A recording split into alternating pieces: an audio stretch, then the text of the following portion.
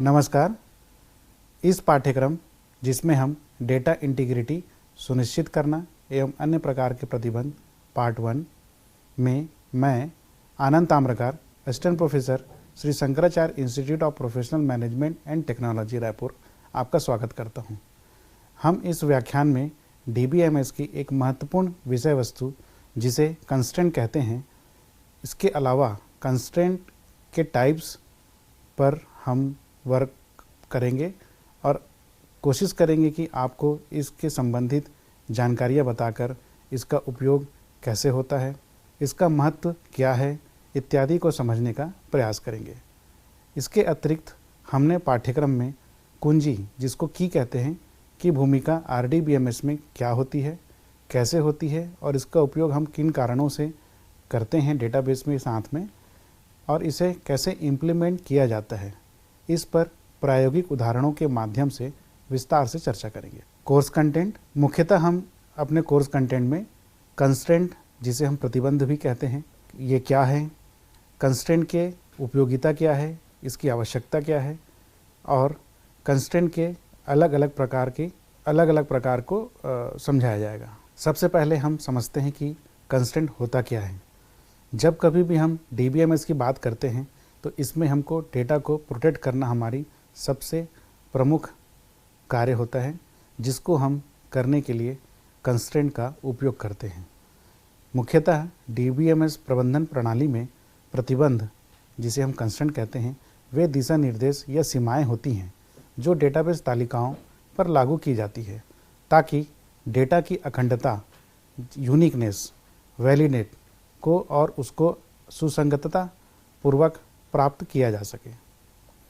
इन constraint का उपयोग तालिकाओं के बीच डेटा संबंधों को लागू करने एवं यह सुनिश्चित करना है के लिए कि डेटा अद्वितीय है, क्योंकि हमें मालूम है कि जब कभी भी हम डीबीएमएस में किसी डेटा को स्टोर करते हैं तो हम उसमें जब रिकॉर्ड को एक्सट्रैक्ट करते हैं या प्राप्त करना चाहते हैं तो वो अद्वितीय होना चाहिए, यूनिक होना चाहिए और गलत डेटा के समावेश को रोकने के लिए किया जाता है।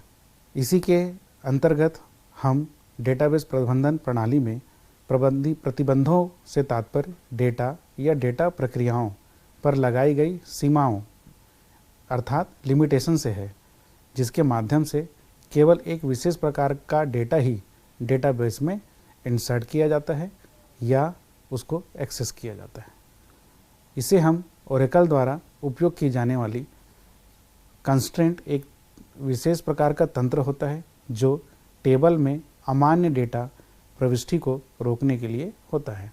इसका उपयोग नियम को लागू करने के लिए किया जाता है जो टेबल और कॉलम को पालन करना होता है। अब हम समझते हैं कि कंस्ट्रेंट की आवश्यकता हमारे आरडीबीएमएस में कैसे है। हम सबसे पहले डेटा के सटीकता को प्राप्त करने के लिए कंस्ट्रेंट का उपयोग किया जाता है। यह सटीकता हमको प्रतिबंध के माध्यम से मिलता है, जिसमें यह सुनिश्चित किया जाता है कि यह डेटा सही है और सही तरीके से ही डेटाबेस में इंसर्ट किया गया है। उदाहरण के तौर पर किसी दिए गए एक टेबल जो छात्रों के जानकारियों को संग्रहित करने के लिए बनाया जा रहा है और हम चाहते हैं कि उस टेबल में सिर्फ उन्हीं छात्रों की जानकारियां संग्रहित की जाए जिनकी उम्र 18 वर्ष या उससे अधिक हो। ऐसे विशेष कंडीशन का पालन करने के लिए हमें संपूर्णता प्रतिबंध अर्थात कंस्ट्रेंट की आवश्यकता होती है।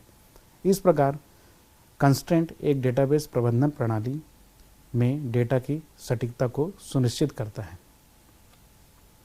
अब हम देखते हैं डेटाबेस में संपूर्ण प्रतिबंध अर्थात कंस्ट्रेंट के कितने प्रकार होते हैं। मुख्य रूप से यह 4 प्रकार के होते हैं, जिसमें प्रथम है डोमेन कंस्ट्रेंट, द्वितीय है कुंजी कंस्ट्रेंट या कुंजी प्रतिबंध, जिसे हम की कंस्ट्रेंट भी कहते हैं, तीसरा इकाई अखंडता प्रतिबंध अर्थात एंटिटी इंटीग्रिटी कंस्ट्रेंट, चौथा संदर्भात्मक अखंडता प्रतिबंध अर्थात रेफरेंशियल इंटीग्रिटी कंस्ट्रेंट। अब हम सर्वप्रथम डोमेन कंस्ट्रेंट के बारे में चर्चा करते हैं। यह एक डेटाबेस तालिका अर्थात कॉलम में डोमेन एक विशेष प्रकार के कंस्ट्रेंट होते हैं जो कि दिशा निर्देश होती है एक विशेष प्रकार की, जो किसी विशेष प्रॉपर्टी के लिए अर्थात किसी फील्ड के लिए स्वीकार्य मान को निर्दिष्ट करता है। यह कंस्ट्रेंट डेटा की स्थिरता अर्थात कंसिस्टेंसी सुनिश्चित करने के लिए और डेटाबेस में रॉन्ग डेटा को इंसर्ट करने में रोकता है। यह एक विशेष प्रकार का कंस्ट्रेंट है जो एट्रीब्यूट्स पर लागू होती है, न कि टपल पर। इसका अर्थ यह है कि किसी तालिका टेबल के लिए विशेष एट्रीब्यूट के अंदर कौन से मान रखे जा सकते हैं, हमें यह निश्चित करना होता है। इसे हम इस प्रकार भी समझ सकते हैं कि डोमेन कंस्ट्रेंट एक विशेष प्रकार का कंस्ट्रेंट है जो किसी एट्रीब्यूट का मान एवं स्वयं के डोमेन में एक परमाणुविक मान अर्थात एटॉमिक वैल्यू होना चाहिए। इसी के अंतर्गत यह कंस्ट्रेंट जो कि एट्रीब्यूट पर लागू होती है, न कि टपल पर। इसका अर्थ यह है कि किसी तालिका के विशेष एट्रीब्यूट के अंदर कौन से मान रखे जा सकते हैं, हमें इसको निर्धारित करना होता है।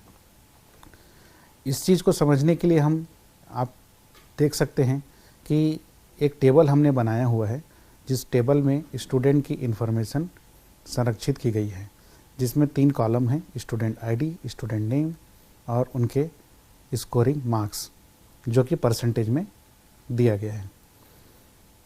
उपरोक्त टेबल में हम यह कह सकते हैं कि यह एक मान्य तालिका है। क्यों? क्योंकि इसका कारण यह है कि प्रत्येक छात्र की आईडी, जिसको हम एट्रीब्यूट के माध्यम से आईडी एट्रीब्यूट के माध्यम से बताए गए हैं, वह एक इंटीजर वैल्यू है। साथ ही आईडी के रूप में जो वैल्यू लिए हैं वो यूनिक है और वो एक ही बार उसमें दिखाई दे रही है। इसके अलावा नाम केवल स्ट्रिंग हो सकते हैं और अंक मार्क्स केवल पूर्णांक, जिसे हम इंटीजर भी कहते हैं, या फ्लोटिंग मान वैल्यू हो सकते हैं। इसलिए इस तालिका में हर टपल की प्रत्येक विशेषता, जिसे हम एट्रीब्यूट के द्वारा प्रदर्शित करते हैं, जिसका मान उसके डोमेन के भीतर ही है।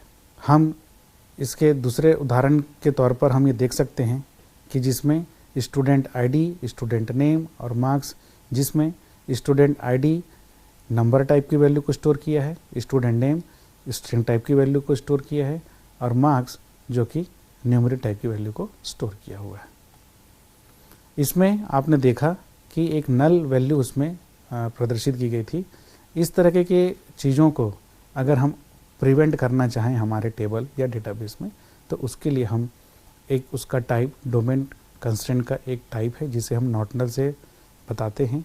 ये वे मान होते हैं जो अज्ञात होते हैं। उन्हें जिस भी एट्रीब्यूट की वैल्यू जिसे हमें रन टाइम पर अज्ञात होती है, हम उस समय नल के रूप में उसे प्रदर्शित कर सकते हैं। ये एक एट्रीब्यूट का गुण के लिए डिफ़ॉल्ट मान हो सकते हैं। यदि हमें उसका उत्तर ज्ञात नहीं है तो हमें ऐसे एट्रीब्यूट के वैल्यू के लिए नल को लिखना चाहिए। उदाहरण के लिए उपरोक्त टेबल में स्टूडेंट आईडी 1 के लिए छात्र के लिए मार्क्स हमें पता नहीं है, तो हम अंकों के प्रॉपर्टी में नल वैल्यू को रख सकते हैं। उसी प्रकार इस टेबल में हम जो प्रदर्शित किए हुए हैं स्टूडेंट की आईडी, स्टूडेंट का नेम और मार्क्स, यह एक पूर्ण तरीके से मान्य वैल्यू है और कुछ गुण नल नहीं भी हो सकते हैं। उदाहरण के लिए जैसे छात्र आईडी का अवश्य मान ज्ञात है तो हम कभी भी नल वैल्यू नहीं रखेंगे, जिससे हम विशेष छात्र की आईडी के माध्यम से अन्य टपल को ज्ञात कर सकते हैं। और इसको करने के लिए हमें किसी न किसी टेबल पर नॉट नल कंस्ट्रेंट को लागू करना चाहिए। आप इस टेबल के माध्यम से समझ सकते हैं कि जब कभी भी इसे हमें प्रायोगिक तरीके से अगर मुझे इसको समझाना हो तो हमें इसका सिंटैक्स ज्ञात होना चाहिए और इसका हमें इम्प्लीमेंटेशन कैसे करते हैं ये मालूम होना चाहिए।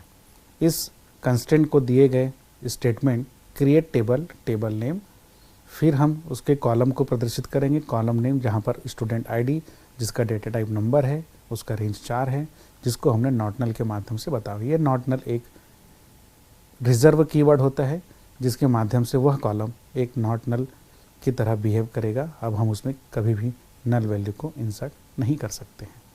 इस सिंटेक्स के तरीके से के माध्यम से आप अपने प्रैक्टिकल तौर पर इसको कर देख सकते हैं या समझ सकते हैं।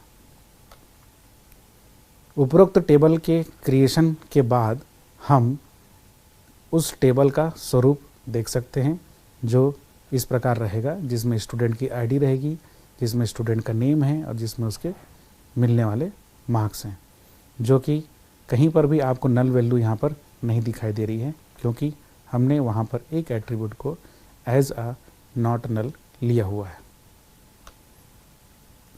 उसी प्रकार अन्य टाइप किसके हमारे डोमेन कंस्ट्रेंट के दूसरा टाइप है वो होता है हमारा चेक कंस्ट्रेंट।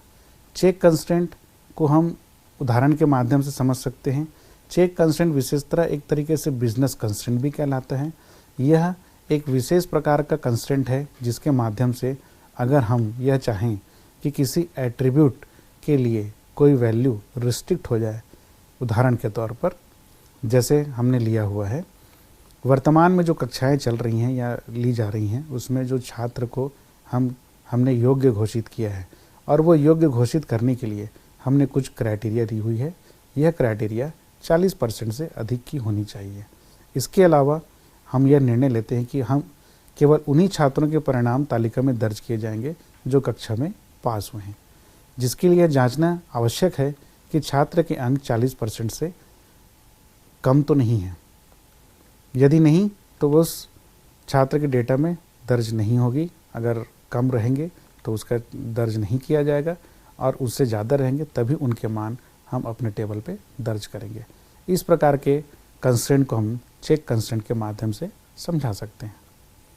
जैसे आप इस टेबल के माध्यम से देख रहे होंगे, स्टूडेंट की जो जानकारियाँ हमने टेबल पे रखी है उस टेबल का नाम स्टूडेंट इन्फो है।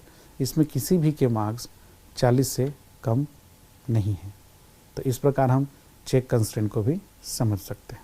यह प्रायोगिक तरीके से बनाने के लिए हमें इसका सिंटेक्स और इसका उदाहरण मालूम होना चाहिए और इसको लिखने का तरीका है क्रिएट टेबल, टेबल नेम, फिर हम उसके उपयोग होने वाले सभी कॉलम को यहाँ पर प्रदर्शित करेंगे और जिसको नॉट नल बनाना है उसके कॉलम के जस्ट बाजू में नॉट नल लिखेंगे एवं चेक कंस्ट्रेंट जो कि चेक कीवर्ड के माध्यम से प्रदर्शित की जाती है अप्लाई कर देंगे उस एट्रीब्यूट जिस पर हमको उसको अप्लाई करना है। जैसे हमने यहाँ पर मार्क्स नाम के कॉलम पर अप्लाई किया है।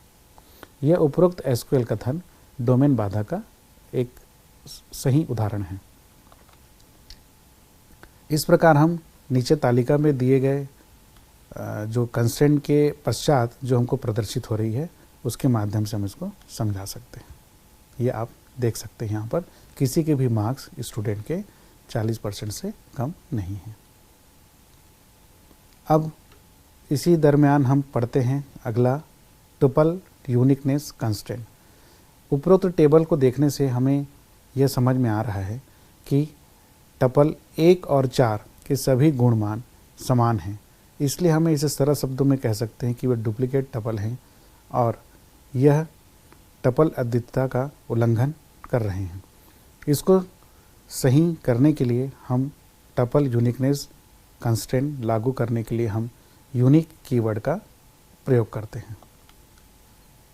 यह यूनिक कीवर्ड को अप्लाई करने के लिए हमने एक टेबल बनाया है जिसका नाम स्टूडेंट अंडरस्कोर इन्फो है, जिसमें स्टूडेंट की डिटेल्स दी हुई हैं। स्टूडेंट आईडी जो न्यूमेरिक वैल्यू है, स्टूडेंट का नेम है जो स्ट्रिंग में है और उनके मार्क्स जो कि परसेंटेज में हैं। हम इस टेबल में जो रिपीट होने वाले पंक्तियां हैं जैसे स्टूडेंट 1 और स्टूडेंट 1 आनंद और आनंद आपको 2 जगह दिख रही होंगी, इसको हम यूनिक करने के लिए हम टपल यूनिकनेस कंस्ट्रेंट बनाएंगे। यह टेबल बनाने के लिए हमने यह सिंटेक्स लिया हुआ है create table, table name, student ID, number 4 comma student name, data type that is var 2। उसके पश्चात हमने मार्क्स कॉलम लिया जिसको 4 के लिए दिया और अगला हमने स्टूडेंट आईडी को हमने यूनिक कीवर्ड से उसको असाइन कर दिया। तत्पश्चात वह अब ऐसा बिहेव करेगा कि उसमें हम वैल्यू को यूनिकली आइडेंटिफाई कर सकते हैं। अगला हमारा डोमेन कंस्ट्रेंट का टाइप है, वो है हमारा की कंस्ट्रेंट। डीबीएमएस में की कंस्ट्रेंट, जैसा कि नाम से पता चलता है, यह एक कंस्ट्रेंट है जो एट्रीब्यूट पर लागू की जाती है, जिसमें हम सामान्य रूप से प्राइमरी की, जिसे हम प्राथमिक कुंजी, और दूसरा जिसको हम लोग फॉरेन की कहते हैं, वो भी हम आगे पढ़ेंगे। सबसे पहले हम प्राइमरी की के बारे में डिटेल में समझ लेते हैं। प्राइमरी की वह की होती है जो कभी भी नल वैल्यू को एक्सेप्ट नहीं करती है, और साथ ही साथ उस टेबल के जिस कॉलम पर हम प्राइमरी की अप्लाई करते हैं वह हमेशा उसकी वैल्यू यूनिक होना चाहिए। अर्थात प्राइमरी की हमको ऐसा भी कह सकते हैं कि प्राइमरी की एक वैलिड वैल्यू के लिए यूनिकनेस है, और उसमें हम कभी उसमें नल वैल्यू या उसको खाली नहीं छोड़ सकते। यह बहुत ही महत्वपूर्ण कंस्ट्रेंट है। की कंस्ट्रेंट को हम नीचे दिए गए टेबल के माध्यम से भी समझ सकते हैं। यहाँ पर देखिएगा स्टूडेंट आईडी, जिसमें सभी वैल्यूज़ यूनिक हैं, स्टूडेंट नेम अलग अलग हैं और मार्क्स भी अलग अलग हैं, जिसमें हमने स्टूडेंट आईडी को एक प्राथमिक कुंजी, जिसे हम प्राइमरी की भी कह सकते हैं, हमने इस पर अप्लाई किया हुआ है। इसको अप्लाई करने से स्टूडेंट आईडी का मान यूनिक रहेगा और कोई भी टपल ऐसा नहीं रहेगा जो नल वैल्यू को एक्सेप्ट करे। दूसरे तालिका पर आप देख सकते हैं, जो कि हमने पूर्व में लिया है, सामान्यतः इसमें रिकॉर्ड्स सेम हैं। अब हम इसमें ये बताना चाह रहे हैं कि इसको बनाते कैसे हैं। बनाने के लिए हमारे पास उसका सिंटेक्स होता है की कंस्ट्रेंट। इसको हमने एसक्यूएल के माध्यम से बताने का मैंने प्रयास किया है। ये सारी एसक्यूएल के ही, जिसको आपने पूर्व के बताए गए लेक्चर्स में आपने पढ़ा होगा, बस हम उसको सिर्फ मैं ये बताना चाह रहा हूँ कि इसको क्रिएट कैसे किया जाता है। उपरोक्त कमांड, जिसमें हमने create table, table name, student ID, data type और प्राइमरी की एक कीवर्ड है, जिसके माध्यम से हम लोग की कंस्ट्रेंट प्राइमरी की को अप्लाई करते हैं। उपरोक्त सिंटेक्स के माध्यम से हमने स्टूडेंट आईडी कॉलम में की कंस्ट्रेंट को अप्लाई किया हुआ है। इसका अन्य प्रकार है एंटिटी इंटीग्रिटी कंस्ट्रेंट। इस एंटिटी इंटीग्रिटी कंस्ट्रेंट के माध्यम से डीबीएमएस में हम एक विशेष तौर के की कंस्ट्रेंट को अप्लाई करते हैं, जो की कंस्ट्रेंट का ही एक उप समुच्चय या जिसे हम सबसेट भी कहते हैं। एंटिटी इंटीग्रिटी कंस्ट्रेंट के तहत हम ये कह सकते हैं कि प्राथमिक कुंजी के गुण जिसको यूनिक होने चाहिए और न ही उसमें नल वैल्यू होने चाहिए। हालांकि एंटिटी इंटीग्रिटी कंस्ट्रेंट यह कहता है कि प्राइमरी की के किसी भी गुण में नल एक्सेप्ट नहीं होना चाहिए। तो एक तरीके से दोनों का कार्य लगभग एक जैसा ही है। इसमें हम यह भी समझ सकते हैं कि जो प्राइमरी की हमने बनाई है, जिसको नल मान की अनुमति दी जाती है, तो कई नल मान हो सकते हैं। इसलिए प्रत्येक टपल के लिए प्राथमिक कुंजी प्राइमरी की के अद्वितीय होने के लिए कंस्ट्रेंट का उल्लंघन हो सकता है, इसलिए हम नल वैल्यू को एक्सेप्ट नहीं कराते हैं। अगला हमारा कंस्ट्रेंट का जो प्रकार है वो है referential integrity constraint. Referential integrity constraint DBMS के लिए एक महत्वपूर्ण कंस्ट्रेंट की तरह है। इसको स्थापित करने के लिए हमारे पास कम से कम 2 या 2 से ज़्यादा टेबल की आवश्यकता पड़ती है, एवं जिस टेबल में हम फॉरेन की या जिसको हम रेफरेंशियल इंटीग्रिटी कंस्ट्रेंट कहते हैं, उस फॉरेन की कीवर्ड से उसको प्रदर्शित किया जाता है, और ये हमेशा अपने चाइल्ड टेबल के माध्यम में बनेगी। क्योंकि यह किसी न किसी टेबल से रिफर्ड होके आती है। जिस टेबल से वो रिफर्ड होके आती है, उस टेबल में वह कॉलम जिस पर हमने प्राइमरी की बनाई हुई है, वही कॉलम दूसरे टेबल जो रिफर्ड होके हमने फॉरेन की लिखा हुआ है, वह वहाँ पर उपयोग में लाई जा सकती है। अर्थात फॉरेन की बनाने के लिए कम से कम हमारे पास 2 टेबल होना चाहिए, और फॉरेन की हमेशा डिटेल टेबल पर बनेगा, जिसे हम चाइल्ड टेबल भी कहते हैं, और यह जहाँ से रिफ़र होके आता है उसको हम लोग प्राइमरी टेबल या मेन टेबल कहते हैं, जहाँ पर एक कॉलम से ग्रुप का कॉलम जो रहेगा वह प्राइमरी की होना चाहिए हमारे प्राथमिक टेबल में, और वही प्राइमरी की वाला कॉलम दूसरे टेबल में एज अ फॉरेन की बनाया जाता है।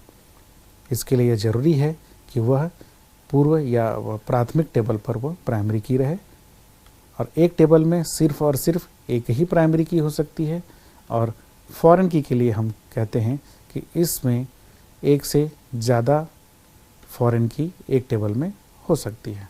इसके समझने के लिए हम यह भी कह सकते हैं कि यह एक विशेष प्रकार का कंस्ट्रेंट जो कि रिकॉर्ड में सारांशित किया जा सकता है, अर्थात रेफरेंसिंग एट्रीब्यूट को संदर्भित गुण का उपसमुच्चय होना चाहिए तथा इसका अर्थ यह भी है कि यह संदर्भित संदर्भ जिसको हम लोग रेफरेंस्ड रिलेशन में मौजूद नहीं होते हैं, तो वह कोई रिकॉर्ड या टपल हम उसमें इंसर्ट नहीं कर सकते हैं।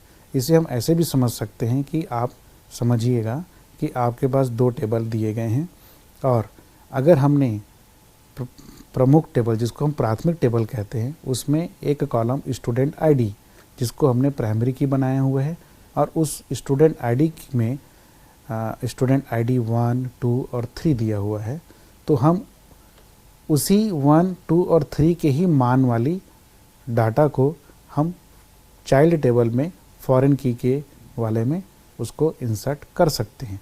लेकिन अगर मान लीजिए हमको स्टूडेंट आईडी 1, 2, 3 को डिलीट अगर करना हो, तो मेन टेबल से वह तब तक डिलीट नहीं होगा जब तक कि उसका कोई न कोई एक भी रेफरेंस अगर उस चाइल्ड टेबल में एग्जिस्ट करता हो। तो हमें यह ध्यान देना होगा कि फॉरेन की वाले टेबल में अगर एक भी रेफरेंस की वैल्यू उपस्थित होगी तब तक हम मुख्य टेबल में या मेन टेबल में से उसको डिलीट नहीं कर सकते, और बिना मेन टेबल में वैल्यू के इंसर्ट हुए हम फॉरेन की वाले टेबल पे उसकी वैल्यू को उपयोग नहीं कर सकते।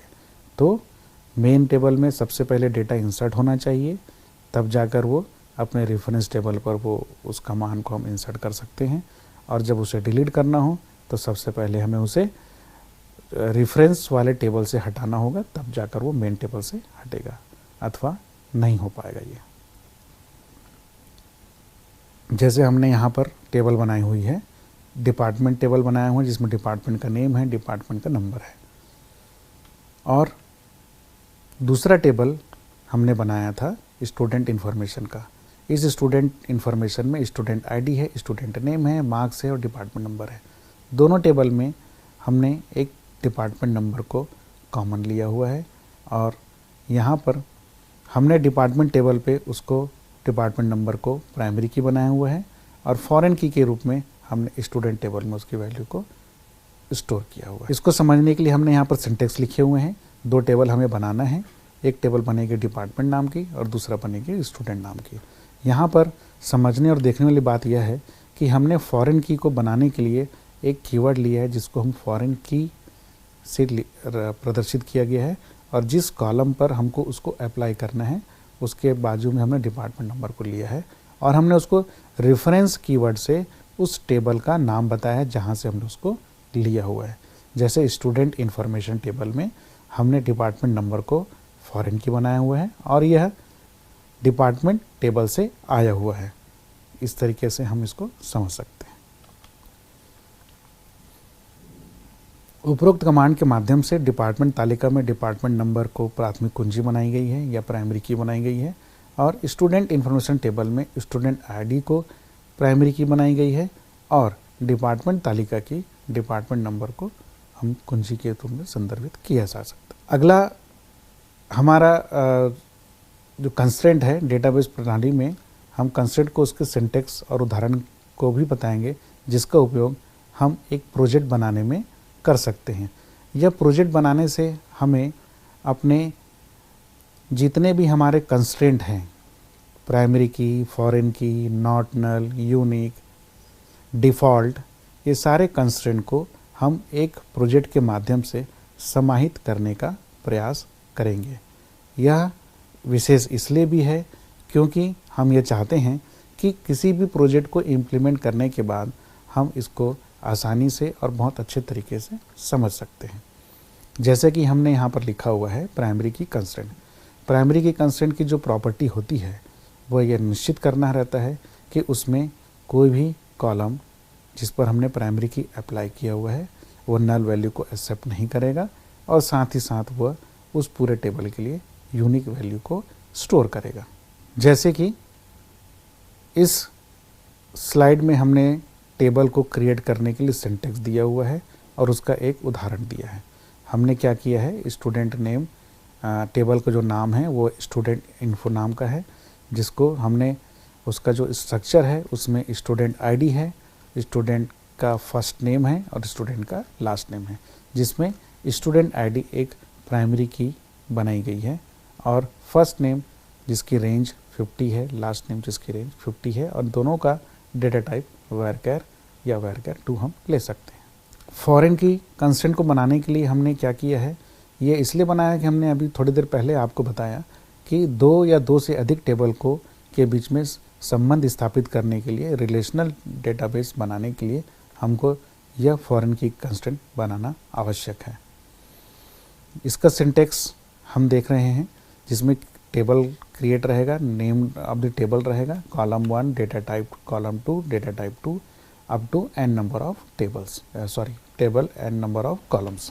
और उसमें जिस कॉलम को हमें फॉरेन की बनाना है हम फॉरेन की कीवर्ड लिखेंगे और कॉलम नेम देके रेफरेंस दे देंगे जिस टेबल से हमें उसको रेफर करना होगा।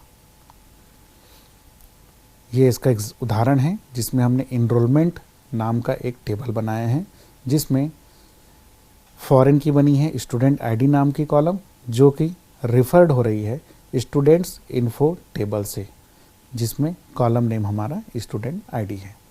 उसी प्रकार यूनिक कंस्ट्रेंट का यह सुनिश्चित करना होता है कि वह कभी भी टपल में, कॉलम या समूह में मान जो रहेगा उसका यूनिक रहेगा, अर्थात एक बार जो वैल्यू हमने इंसर्ट कर ली है वह दोबारा हम उसकी वैल्यू को रिपीट नहीं कर सकते। यह इसका सिंटेक्स है। सिंटेक्स में आप देख सकते हैं create table, table name, column, data type, unique, keyword के माध्यम से हम इसको समझा सकते हैं या बना सकते हैं।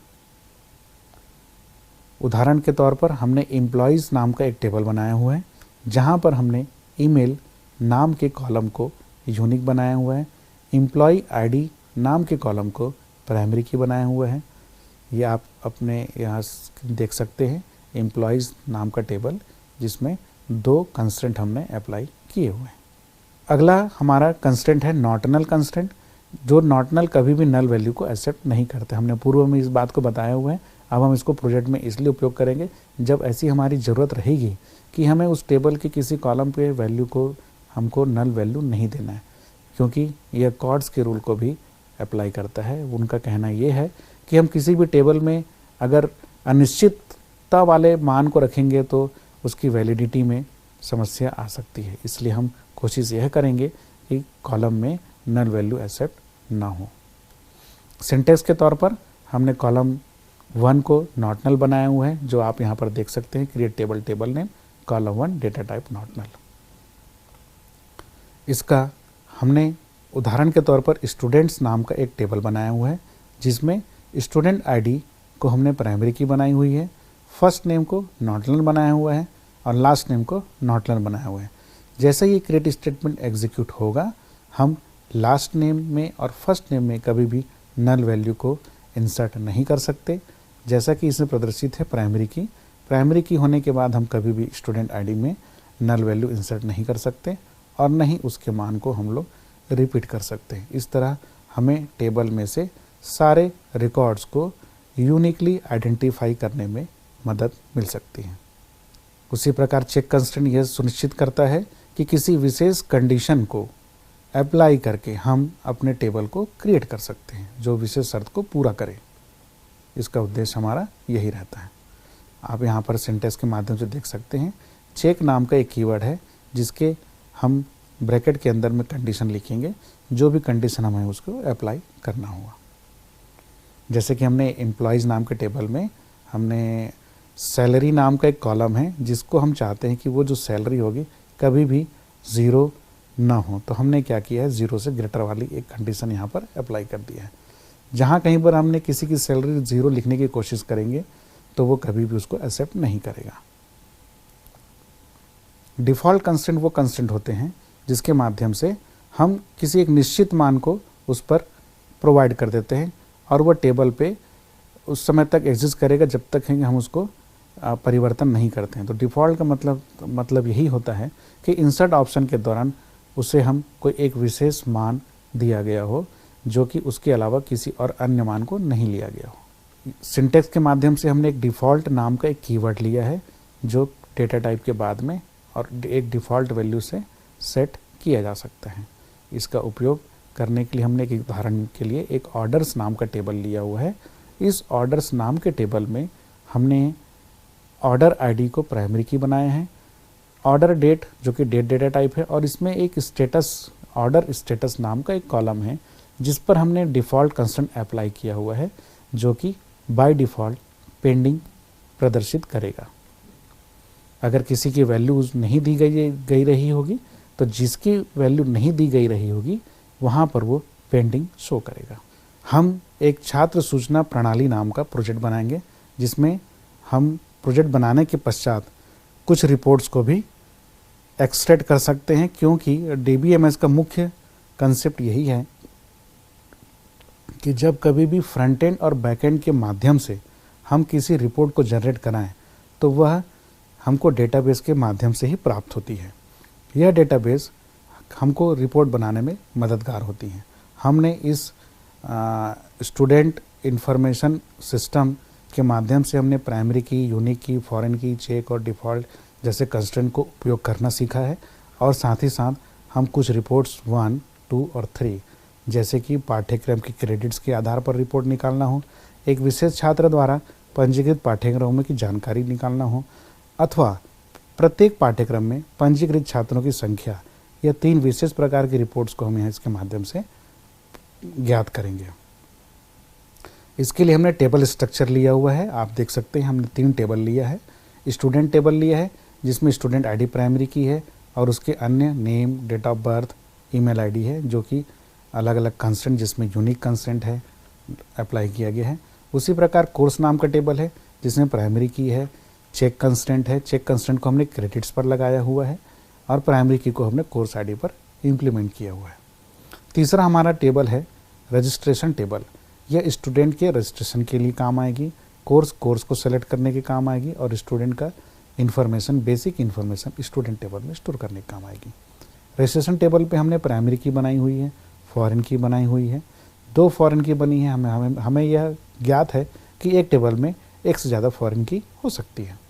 साथ ही साथ हमने रजिस्ट्रेशन डेट जिसको एज अ डिफ़ॉल्ट कंस्ट्रेंट के तौर पर लिया है। यह सिंटेक्स हो गया। स्टूडेंट 100 नाम का टेबल है जिसमें हमने ईमेल आईडी को यूनिक बनाया हुआ है और प्राइमरी की बनाया है हमने स्टूडेंट आईडी को। आप सिंटेक्स के माध्यम से देख सकते हैं। उसी प्रकार हमने कोर्स 100 नाम से हमने टेबल बनाए हुए जिसमें नॉटनल बनाया गया है कोर्स नेम को और चेक कंस्ट्रेंट अप्लाई किया गया है क्रेडिट्स पे, जो क्रेडिट्स हमेशा 0 से बड़ा होगा। रजिस्ट्रेशन टेबल में हमने 2 फॉरेन की बनाई हुई है, स्टूडेंट आईडी और कोर्स आईडी, जो कि अलग अलग अपने पेरेंट टेबल से आई हुई है और वो पेरेंट टेबल का नाम हमने यहाँ पर प्रदर्शित किया है कोर्स 100 से और दूसरा स्टूडेंट 100 से। इस प्रकार हमने डेटा सेट बना लिया। डेटा सेट उस कमांड के माध्यम से बने जिसको अभी मैंने आपको प्रदर्शित कराया था। हमने रजिस्ट्रेशन जो पहला टेबल था रजिस्ट्रेशन टेबल, उसके अंतर्गत हमारे पास यह डेटा सेट मिल गई जिसमें रजिस्ट्रेशन आईडी है, स्टूडेंट आईडी है, कोर्स आईडी है और रजिस्ट्रेशन का डेट है। दूसरा हमारा टेबल था स्टूडेंट्स 100 जिसमें हमने क्या किया है, स्टूडेंट की आईडी को प्रदर्शित किया है, नेम को रखा हुआ है, डेट ऑफ बर्थ को रखा हुआ है, उनके ईमेल को रखा हुआ है। जैसे कि आप यहाँ पर देख सकते हैं student ID 1 Rohit Sharma, ID number 2 अंकित वर्मा, आईडी नंबर है 3 जिसका राजेश जैन। इस तरीके से हमने सारे डेटा को एक डेटा सेट ले लिया स्टूडेंट्स 100 में। तीसरा जो टेबल था हमारा कोर्स 100 जिसमें हमने कोर्स आईडी ली हुई है, कोर्स नेम लिया हुआ है, क्रेडिट्स लिए हुए हैं। यहाँ पर अलग अलग कोर्स नेम के लिए अलग अलग क्रेडिट्स हैं। जो हम यहाँ पर देख सकते हैं, डेटाबेस सिस्टम के लिए क्रेडिट नंबर 4 है, ऑपरेटिंग सिस्टम के लिए 3 है, डेटा माइनिंग के लिए 2 है। ये आवश्यकता के अनुसार से डेटाबेस एडमिनिस्ट्रेटर डिसाइड कर सकते हैं या डिज़ाइनर कर सकता है। हमने आपको बताया था कि टेबल के माध्यम से हम क्या करते हैं, रिपोर्ट जनरेट कराते हैं। यह रिपोर्ट जो रहती है फ्रंट एंड और बैक एंड के माध्यम से हम कुछ क्वेरी फायर करते हैं। यह क्वेरी हमको रिपोर्ट्स देती है, जिसके लिए डिसीजन मेकिंग करने के लिए और उस डेटाबेस में अभी मूलतः कौन सी डेटा स्टोर्ड है, वो उस डेटा के स्टोर के रिफ्लेक्ट करने के बाद हमको हमारी रिपोर्ट के हिसाब को जैसा हम चाहते हैं वो प्रदर्शित करता है। जैसे हमने यहाँ पर एक क्वेरी लगाई है, select course name credit from courses where credits greater than 3। इसका सारांश यह है कि हमें उन टेबल के सहयोग से, जो 3 टेबल हमने बनाए हुए हैं, उन 3 टेबल के सहयोग से हमको क्या करना था, उन सभी स्टूडेंट कोर्स का नेम लेकर आना था जिसका क्रेडिट 3 से ज़्यादा है। तो यह इस क्वेरी के माध्यम से आपको परिलक्षित हो रहा है, जिसका आउटपुट है कोर्स नेम और डेटाबेस सिस्टम और जिसका क्रेडिट है 4।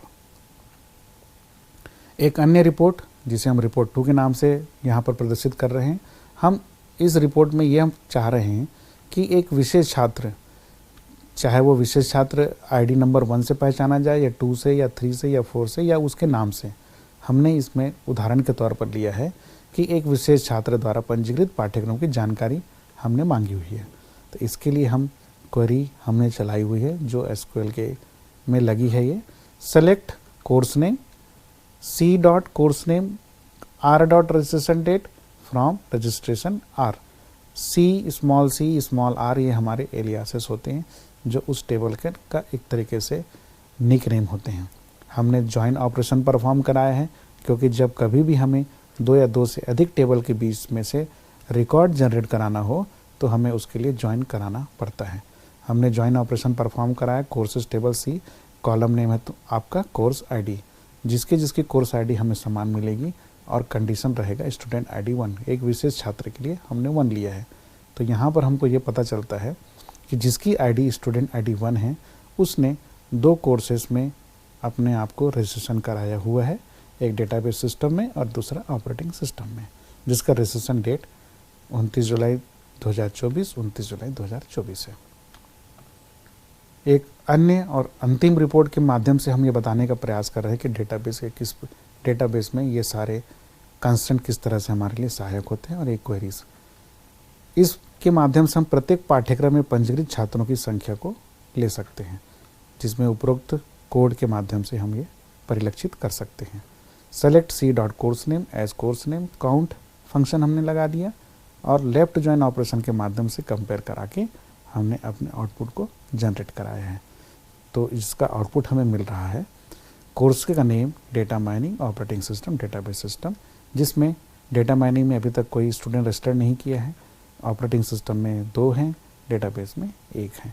इस प्रकार हम अपने डिज़ायर्ड आउटपुट को लेने के लिए टेबल को क्रिएशन करेंगे, टेबल में वैल्यूज़ को इंस्टोर करेंगे जिसको डेटा सेट बनाते हैं। आफ्टर दैट हम क्वेरी फायर करके रिपोर्ट जनरेट कराते हैं। हमारे अपने इस व्याख्यान में हमने समझने का प्रयास किया कि कंस्ट्रेंट क्या होते हैं, कंस्ट्रेंट का उपयोग कैसे होता है, कंस्ट्रेंट की उपयोगिता क्या है, इसके डेटाबेस में इम्प्लीमेंट करने से क्या फ़ायदा होते हैं और इसको कैसे प्राप्त किया जाता है।